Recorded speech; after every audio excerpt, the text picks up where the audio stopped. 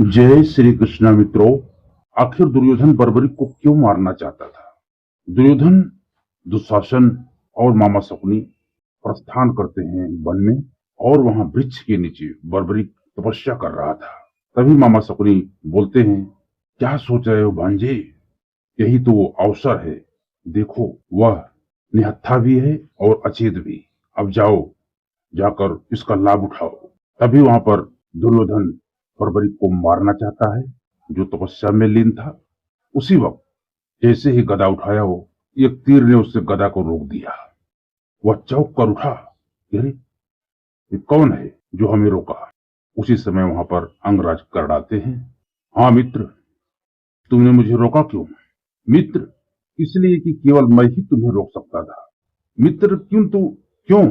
इसलिए कि जो कार्य तुम करने जा रहे थे वो तुम जैसे वीर योद्धा को शोभा नहीं दिया था। उसी समय मामा शकुनी बोलता है कि अरे अंगराज कर्ण, तुम दुर्योधन के मित्र हो या शत्रु? मूर्खतापूर्ण बातें क्यों करते हो? कर्ण भड़क जाता है और बोलता है, आप बीच में ना बोले मामाश्री, क्योंकि मैं अच्छी तरह जानता हूं यह षड्यंत्र भी आप ही का रचा हुआ है। किंतु अंगराज कर्ण, तुम नहीं जानते यह कौन है और हमारे लिए कितना बड़ा संकट खड़ा होता है। दुशासन बोला, मैं केवल इतना जानता हूं दुशासन कि पूजा में मगन यह एक निहत्था व्यक्ति है और इस अवस्था में इस पर वार करना क्षत्रिय परंपराओं को पैरों तले रौंदने के समान है। यह अन्याय नहीं, पाप है।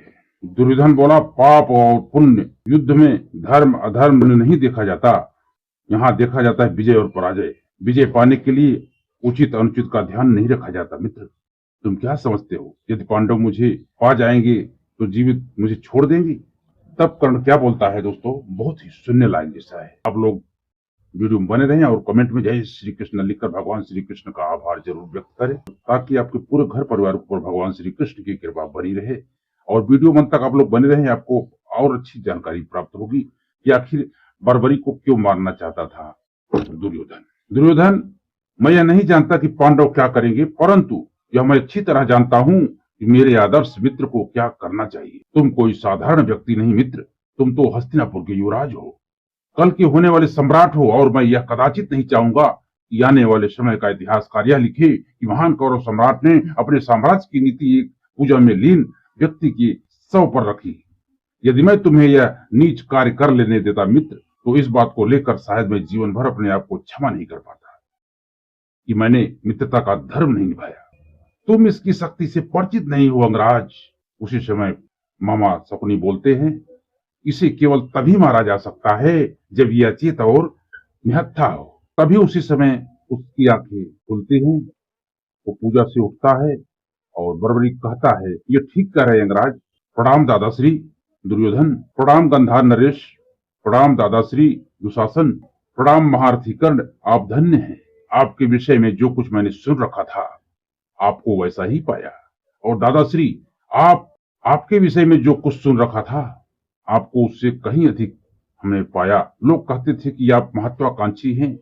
महत्वाकांक्षी सभ्यता और सज्जता की सीमा नहीं पार करती, लेकिन आपकी महत्वाकांक्षा सभ्यता और सज्जता तो क्या, मानवता की सीमा पार कर चुकी है। दादाश्री, आप केवल महत्वाकांक्षी नहीं, आप कपटी भी हैं।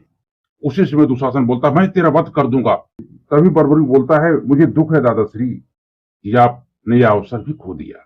मेरा वध उसी समय संभव है जब मैं निहत्था या अचेत हूं, परंतु दादाश्री अब तो ना मैं निहत्था हूं और ना ही अचेत।